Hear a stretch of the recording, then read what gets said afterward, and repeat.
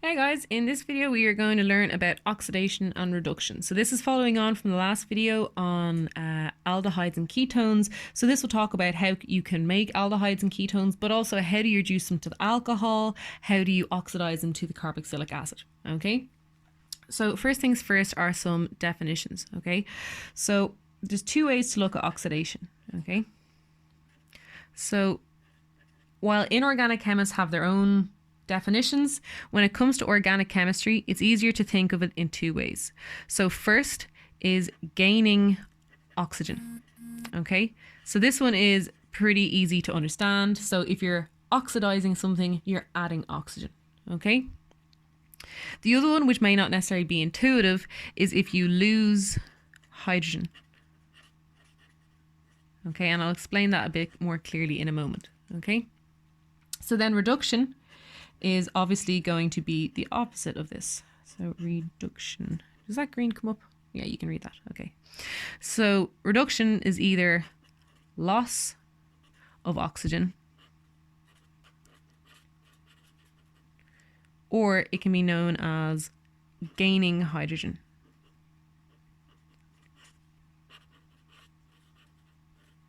So if you can remember the two of those, you should be okay for very easily identifying what is oxidation and what is reduction. Okay, so in terms of what I mean by losing oxygen and losing hydrogen, because sometimes they're not necessarily that easy to visualize, if you start with an alkane, okay, and you oxidize it. So if you ever see square brackets with an O in the middle, okay, that means you're oxidizing something. So to oxidize this, for example, to the alcohol,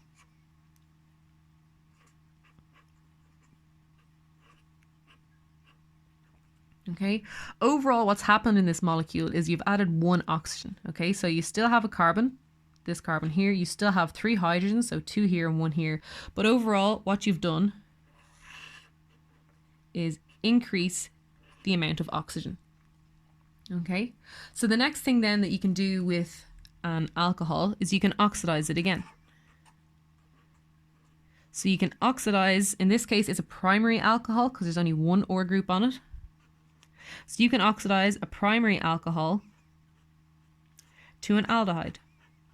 Okay, now in this case what you'll notice is it's the same number of oxygens, but you've lost a hydrogen. You used to have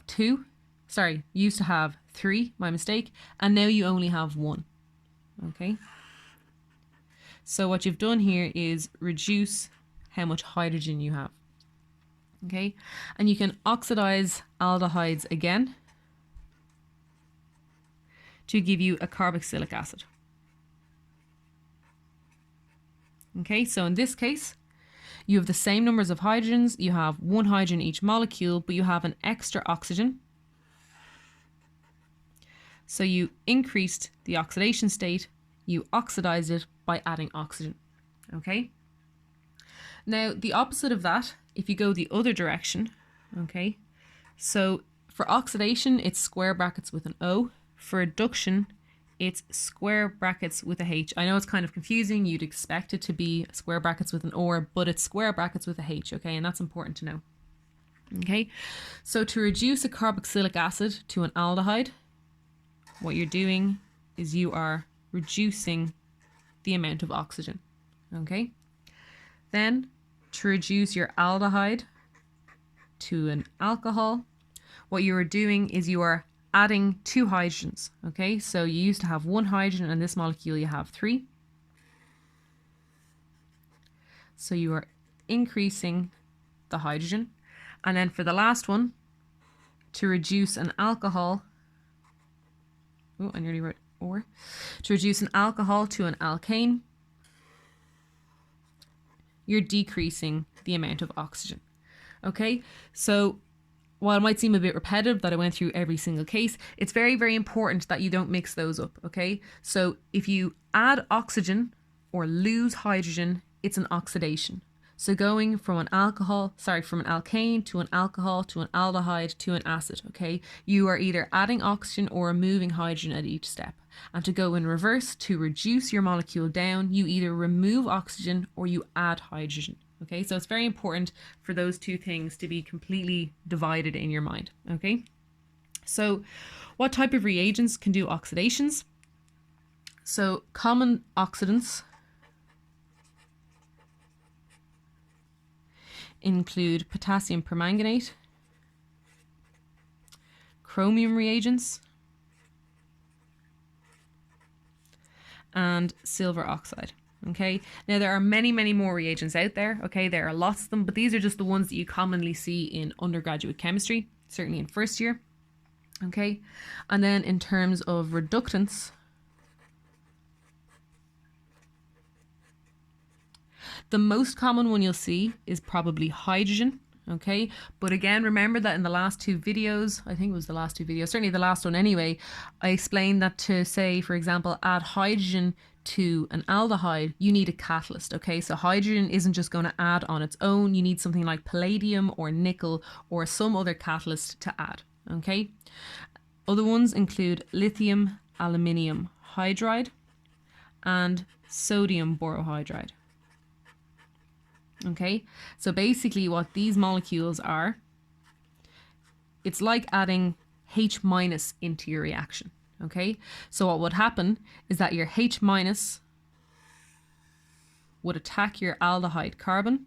Okay, then you break your double bond, and then that will go and attack a proton from somewhere else. Okay, so that what you're doing is you're adding H- to the carbon, H+ to the oxygen, so you're adding hydrogen overall, and you get an alcohol. Okay, so I'm not necessarily sure if these two reagents are actually on your course, but it's a very good idea to be aware of the fact that there are, again, much like oxidants, there are lots of different forms of reductants as well. Okay, so one mechanism that I know is on your course, and it's very important for you to know this, and it's actually quite a challenging one, I suppose, but hopefully from the videos before on how to draw curly arrow mechanisms, it hopefully isn't too difficult to follow. Okay, so I'm going to color code this mechanism because it certainly makes it a bit easier. Okay, so if you start with an aldehyde, okay,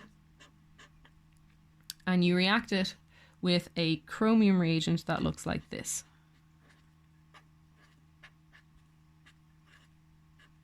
Oh, sorry, that should be a double bond, my mistake. Okay, so this is actually the active form of this potassium reagent here. So normally you'd react it with acid or something, and it ends up being in this form. Okay, so you don't actually need to know where that comes from or how you get to this, but just be aware that if you see K2CO2O7, this will be the mechanism that you're looking at. Okay, so the first thing that happens here, so I am going to draw all the reaction arrows in green just so I don't make it too confusing. Okay, so the first thing that happens is that this oxygen is going to attack the carbon of your aldehyde. Okay, so remember from before, carbons can only have 4 bonds at any time. So as you make this new bond, you need to break an old bond, and the weakest bond is the pi bond of your carbonyl. Okay, so the electrons in that pi bond will go back up onto the oxygen here. Okay, so then what you end up with is or, and then you have O-. So many markers in my hand. Then you'll have your hydrogen is still there, and now you have your oxygen that still has a hydrogen attached to it, and then you have the rest of the chromium reagent over here. Okay, so now what you've found, if you pay attention to the charges on all the atoms, on this side of the arrow there were no charges at all. But on this side, you now have one negative charge. So you need to have one positive charge somewhere as well.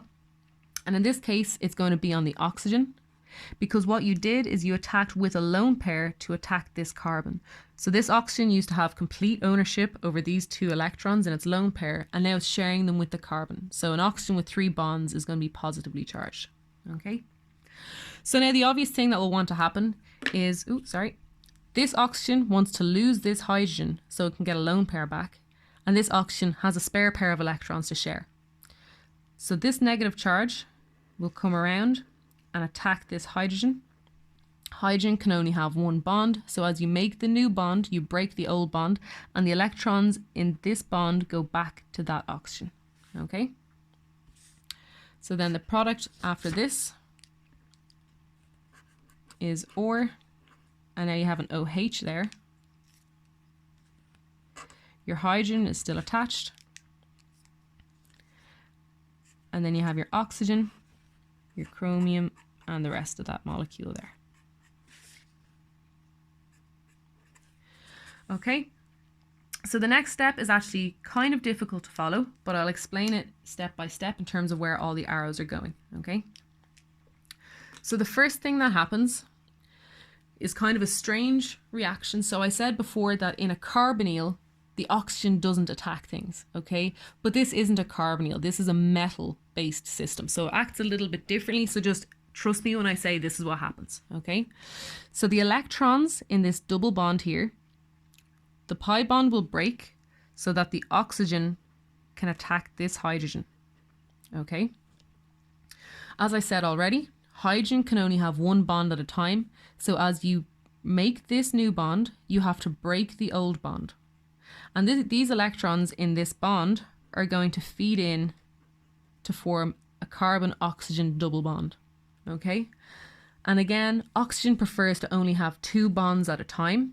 So as you start to make this second bond to the oxygen, you have to break the third bond, okay? So what happens is the electrons in the oxygen-chromium bond go back to the chromium, okay? So it's a bit of a weird mechanism, but just again, trust me that that is what it is. If you understand where the arrows are going, that's all that really matters. So now what you should have is you have ore with an OH. You now have a double bond to the oxygen, okay?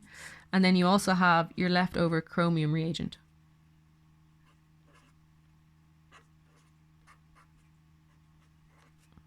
Okay, and then this has a hydrogen as well. So you can see why I color coded, because everything kind of ends up a bit different. So basically what's happening is you're giving an oxygen from the chromium over here, and you're giving a hydrogen from the aldehyde back to the chromium. Okay, so it's almost like an exchange. Okay, so again, I understand that the arrows are a little bit weird. They're kind of counterintuitive from what you've learned in terms of how regular oxygen double bonds work, but that's when you're looking at carbon-based molecules, whereas here we're looking at chromium, okay? So it acts a little bit differently. So just remember that the order of the arrows here, because this is probably the hardest step. So the oxygen using the electrons in the double bond attack the hydrogen. The electrons in the carbon-hydrogen bond move around because the carbon still wants to have 4 bonds, but the hydrogen needs to break the old one. So these electrons end up feeding over here, so the carbon still has 4 bonds and the oxygen gains a bond, okay? So this is arrow number 2. But the oxygen doesn't want to have 3 bonds, it only needs 2 bonds, so the old oxygen-chromium bond will break, and that's the third arrow, okay? But what you'll notice, maybe, is that something has changed a lot about this chromium reagent. Before, it used to have 6 bonds, and now it only has 4 bonds, okay? So while you oxidized your aldehyde, you actually reduced your chromium reagent, okay? So you can never, ever, ever oxidize one thing without reducing another. And similarly, if you reduce one thing, you have to oxidize another, okay? So the electrons or the oxygen or the hydrogen that you're adding or taking away, that has to come from somewhere or go somewhere else, okay? So what that means then is, so the chromium started off here, okay? So you don't really need to understand what I mean about oxidation states, but basically this chromium, when it starts, is in an oxidation state of 6, okay? And when chromium is oxidized to a state of 6, it's actually an orange looking molecule, okay? It's a very orange, bright orange color. But after this reaction happens and it gets reduced, okay, what happens is if you look at this arrow 3 here, what has happened is that it took the 2 electrons from the chromium oxygen bond and it got both electrons back, okay? It didn't use those electrons to make a new bond. So what happens here is it was oxidation 6, okay? But then it takes these 2 electrons back, so it turns up to oxidation 4, okay? So this has been reduced, okay, with 2 electrons. And when you reduce chromium 6 to chromium 4, it turns into a bright kind of forest green color, okay? And that is actually the basis of, maybe it's not now, maybe they've changed it, but it certainly was the original basis for breathalyzer tests, because you can do this reaction with alcohols to give you ketones or aldehydes. And you can tell from the color change whether or not there's alcohol on someone's breath, okay? Now, important thing to notice from this mechanism, okay, so if we go back to the last page that I was drawing on, okay, you see here that you had the aldehyde and you oxidize it further to get to the carboxylic acid, okay? Ketones cannot do this, okay, because they do not have this hydrogen here, okay? And the reason for that, hopefully you can see it, is if I had started off with a ketone,